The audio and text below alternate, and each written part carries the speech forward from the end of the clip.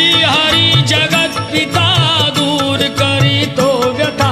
ऐका सत्यनारायणाची कथा ही ऐका सत्यनारायणाची कथा ही ऐका सत्यनारायणाची कथा कुलकामुको राजा होता महाथोर तयाची पत्नी होती सुंदर नदी किनारी एकदा त्यांनी घातली महापूजा दोघांनी आले एक नौका त्याच मार्गानी नाव भरलेली पूर्ण द्रव्यानी होती व्यापारी साधू बाण्याची रीत पाहण्यास आला पूजनाची